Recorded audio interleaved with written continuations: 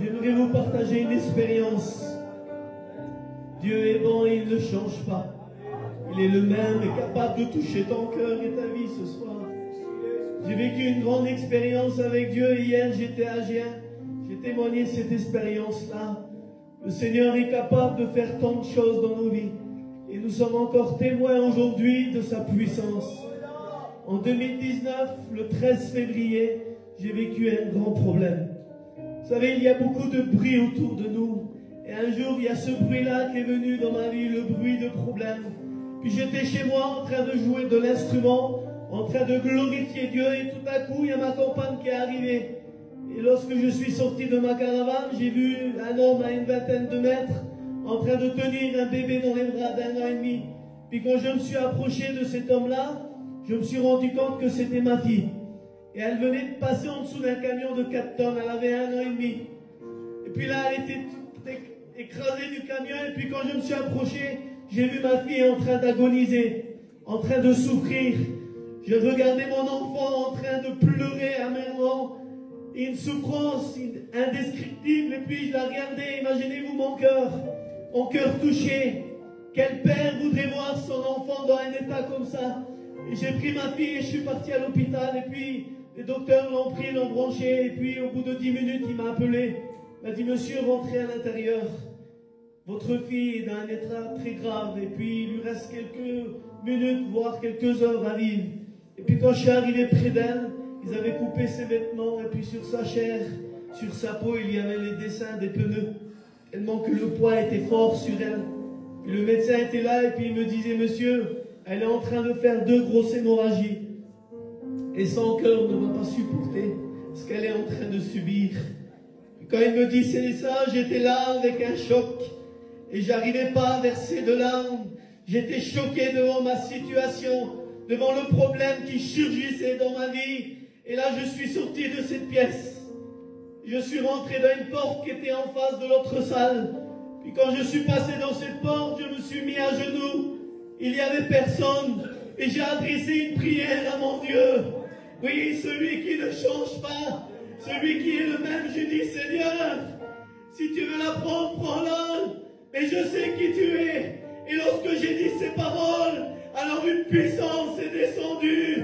Elle m'a venu dans mon cœur. Et là, j'ai commencé à ressentir quelque chose qui n'est pas terrestre, quelque chose qui descend du ciel. Et lorsque c'est venu dans mon cœur, alors j'étais rempli de foi, rempli d'assurance, rempli de la présence de Dieu. Et là, j'étais là et je suis sorti de cette pièce. Et quand je suis sorti de cette pièce, j'arrivais plus à voir mon problème. Le Seigneur était en train de bénir mon cœur, était en train de remplir ma vie. Je goûtais à quelque chose qui était en dehors des réunions, qui était en dehors de la vie chrétienne à l'extérieur. Quelque chose que Dieu nous fait goûter lorsqu'on passe dans le problème. Et donc je suis sorti. Et quand je suis sorti, le docteur est venu chez moi et puis il m'a dit, monsieur, elle est intransportable.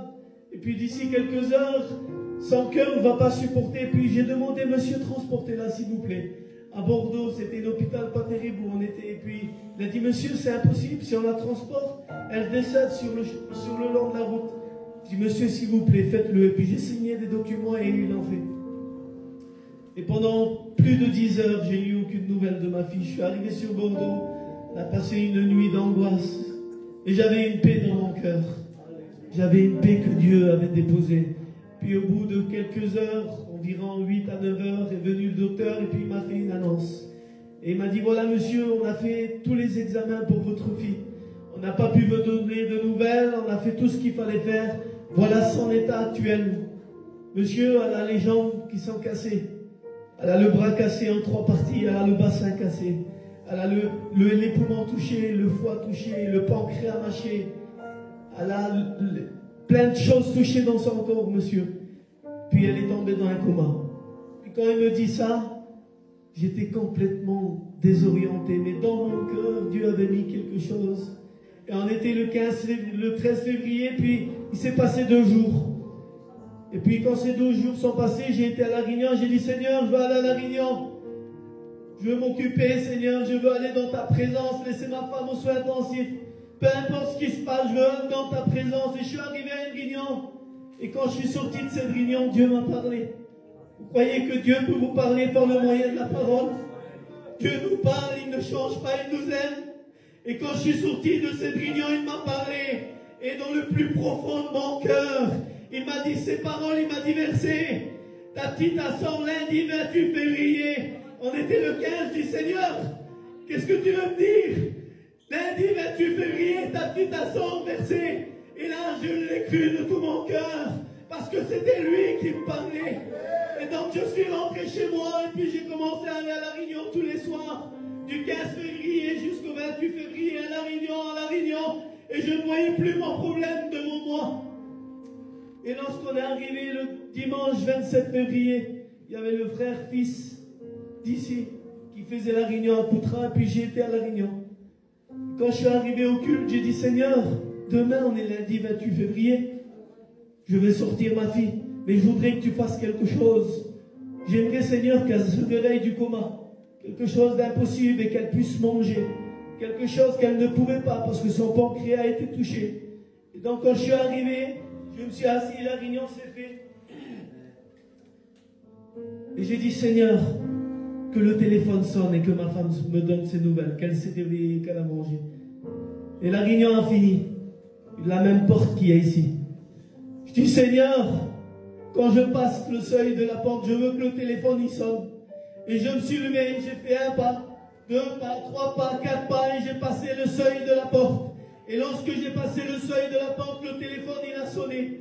Ma compagne était en pleurs. Et elle m'a dit, elle s'est réveillée du coma.